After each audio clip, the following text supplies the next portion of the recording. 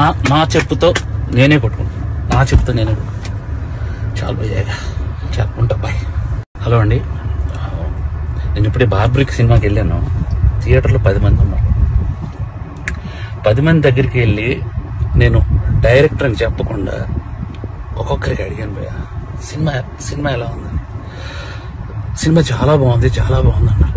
నిజం చెప్పండి భయ్య, నేను డైరెక్టర్ని అని అంటే, సార్ డైరెక్టరా మీరు అని హక్ చేసుకుని సినిమా చాలా బాగుంది సార్ అని అంటే నాకు కళ్ళలో నీళ్ళు ఆగలేదు. ఎందుకు మరి 10 మంది థియేటర్లో ఉన్నారు, 15 మంది థియేటర్లో ఉన్నారు, ఎందుకు నాకు అర్థం కాలేదు.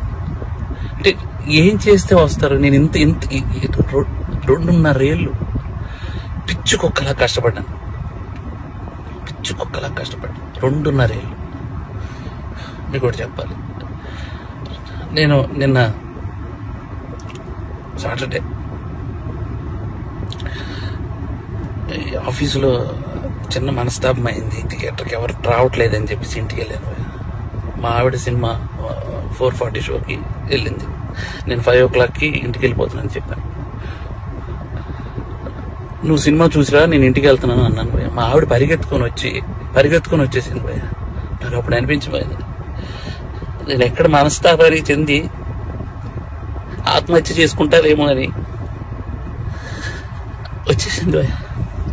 అంటే 2.5 ఏళ్ళ కష్టం తనకు తెలుసు.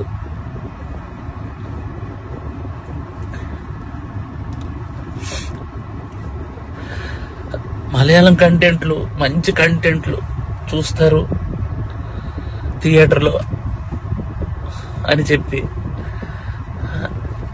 చేశాను భయ్య. నేను కాన్ఫిడెన్స్తో ఒక మాట అన్నాను భయ్య జనాలందరికీ, సినిమా కానీ మీకు నచ్చకపోతే నా చెప్తే నేను కొట్టుకుంటా అన్నా. నా చెప్తే నేను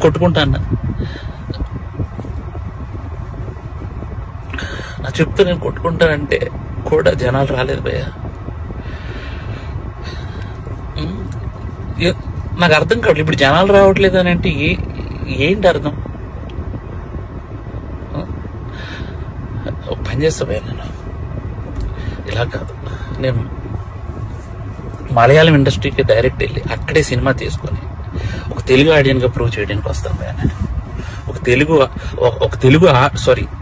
తెలుగు ఆడియన్కి సినిమా తెలుగు తీస్తే ఎలా ఉంటుందో చేసుకొని వస్తాను భయ్య. మీరు మలయాళం సినిమాలు అయితేనే వస్తున్నారు భయ్య, అర్థమైపోయింది నాకు. అంటే పరభాష చిత్రాలు కంటెంట్ సినిమాకి ఒక్కసారి వెళ్ళి బాగాలేదంటే నేను ఒప్పుకుంటా భయ్య.